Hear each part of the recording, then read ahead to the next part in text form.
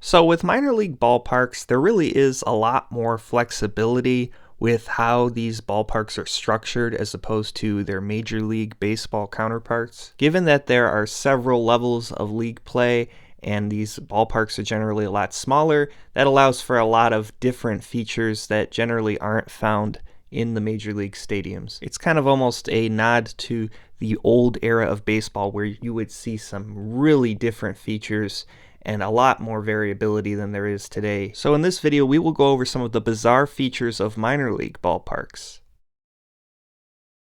So the first feature we have are tall walls. Now, taller outfield walls were a big thing in the older ballparks. Stadiums of the Jewel Box era were typically squeezed into neighborhoods within a city block, and that would result in typically high fences or walls in the stadiums to counteract the fact that there wasn't as much space to prevent a home run. And at the Major League level, Fenway Park's Green Monster really is the only one left like this at 37 feet and 2 inches tall. However, in minor league baseball, there are multiple walls that are near this height, and in one case exceeding this height. In York, Pennsylvania, there is a wall that is 6 inches taller than the Green Monster, known as Arch Nemesis, located at the York Revolution's Wellspan Park. At 37 feet and 8 inches tall, it was built to protect the street and neighborhood behind it from home run balls. Just across the state of Pennsylvania in Erie, you also have a wall that is nearly as high. UPMC Park in Erie, Pennsylvania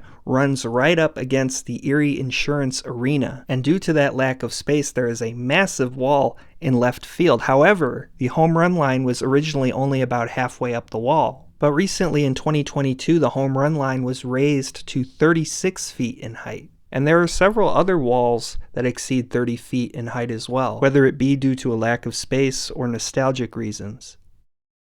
And the next feature we have are the deeper than MLB outfields. Now one would think simply just because it's minor league baseball that the outfield walls would all be closer than that of major league stadiums. But in reality, there are some that are further back, and one is further back than any MLB stadium's outfield. The deepest outfield walls in Major League Baseball are 420 feet from home plate. Albuquerque, New Mexico's Isotopes Park has an outfield that goes 428 feet, further than any MLB stadium's outfield. Reno's Greater Nevada Field is 424 feet at its deepest point. Now, both of these stadiums are at above 4,000 feet in elevation, which no doubt is a factor in why their outfields are so deep. However, even Indianapolis's Victory Field has a 418-foot deep outfield, still deeper than most major league stadiums. Next, we have unusual locations. Now, most MLB stadiums have to be within certain parameters as far as having a sidewalk or parking right around it. They usually can't be forced into a given location, especially since capacity demands are a lot higher than minor league stadiums. But frankly, some of these minor league parks are in spots that would never fly with MLB. As mentioned before, Erie's UPMC Park is literally attached to the arena that's next to it. The side of the arena is literally one of the outfield walls of the ballpark. Altoona, Pennsylvania's People's Natural Gas Field is up against an amusement park. Lakemont Park, as it's known, has a roller coaster that is just beyond the right field outfield wall at this stadium. Something truly unique. Not too far away in Harrisburg, Pennsylvania, FNB Field is on an island in the middle of the Susquehanna River.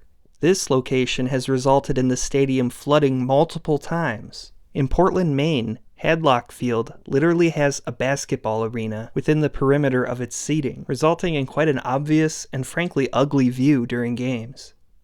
And finally, there are a couple of miscellaneous features. Fifth Third Field's roost section in Toledo, Ohio is attached to multiple buildings on the corner of a city block, and in multiple ballparks, there are outfield walls that actually curve inward. Definitely a sharp contrast to MLB stadiums. Ultimately, minor league ballparks don't play by the same rules that MLB ballparks do. And for better or worse, it really does make for a unique baseball experience. Thank you for watching.